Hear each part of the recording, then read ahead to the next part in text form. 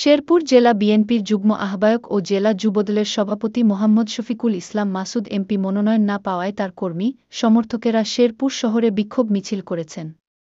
রোববার বিকেলে জেলা বিএনপির দলীয় কার্যালয় থেকে এ বিক্ষোভ মিছিল বের হয়ে শহরের গুরুত্বপূর্ণ সড়ক প্রদক্ষিণ শেষে একই জায়গায় এসে শেষ হয়। বিক্ষোভে হাজার হাজার নেতাকর্মী স্বতঃস্ফূর্ত অংশগ্রহণ করে এবং নানা স্লোগান দিতে থাকেন।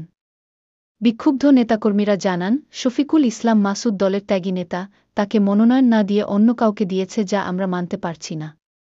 দীর্ঘদিন দলীয় কার্যক্রমে নিষ্ক্রিয় থাকা একজনকে মনোনয়ন দেওয়া হয়েছে। এটিকে তারা অযৌক্তিক ও অগ্রহণযোগ্য দাবি করেন। বিএনপির নেতৃবৃন্দ এবং শেরপুর এই সদর আসনের একাংশ আজকে আপনাদেরকে সামনে রেখে আমাদের দলীয় হাইকমান্ড এবং আমাদের সহকারী ভারপ্রাপ্ত চেয়ারম্যান তারেক রহমান সাহেবকে বলতে চাই, জনগণের পালস বোঝার চেষ্টা করে, শেরপুরের জনগণ কি চায় সেটা বোঝার চেষ্টা করে। শেরপুরের নেতৃত্ব শেরপুরের মাটির মানুষের কাছে ফিরিয়ে দেয়। শেরপুরের নমিনেশন মাসুদ ভাইকে ফিরিয়ে দেওয়ার দাবি জানিয়ে আমি আমার সংক্ষিপ্ত কথা শেষ করছি। ধন্যবাদ সকলকে। এই নমিনেশনের বিষয়ে মাসুদ ভাইয়ের পক্ষে শেরপুরের মাটি ও মানুষের উদ্যোগে আজকে যে গণজোয়ার বলছে, আমরা এই গণজোয়ারকে প্রমাণ করতে চাই শেরপুরে মাসুদ ভাইয়ের বিকল্প নাই। আমরা চাই শেরপুরের মানুষের মুক্তি চাই। বিগত 17 বছর আমরা নির্যাতিত ছিলাম, সন্ত্রাসীদের কবলে ছিলাম। আমরা এখন কোন সন্ত্রাসীর কবলে থাকতে চাই না। শেরপুরের মানুষ মুক্তি চাই। আমরা মাসুদ ভাইয়ের নমিনেশনের জন্য পুনর্বিবেচনা করছি প্রিন্ট মিডিয়ার মাধ্যমে।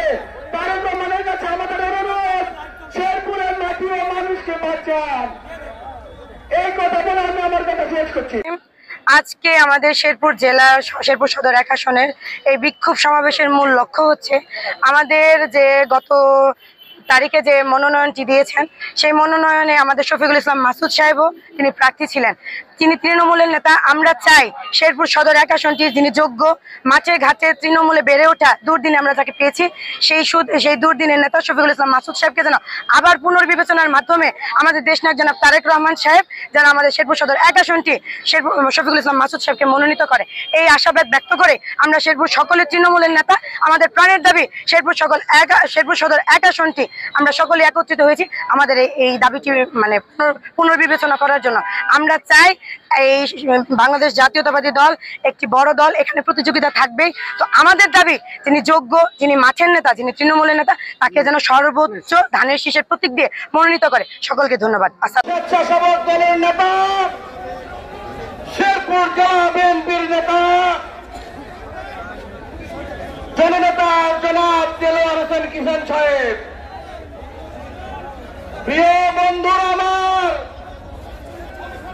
আজকে এই শেরপুরের জনগণের অন্তরে আগুন জ্বলে গেছে।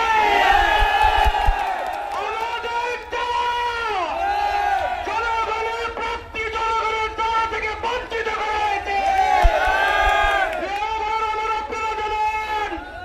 জনাব শফিকুল ইসলাম মাসুদ সাহেব, উনি তৃণমূলের নেতা, উনি ছাত্র নেতা, উনি যুব নেতা, উনি বিএনপির নেতা, উনি দুর্দিনের কান্ডারি, যাকে আমরা 5 তারিখের আগে রাজপথে সামনে পেয়েছিলাম। আজ তাকে অন্যায়ভাবে মনোনয়ন থেকে বঞ্চিত করা হয়েছে। এই অন্যায় আমরা কোনোভাবেই মেনে নিব না।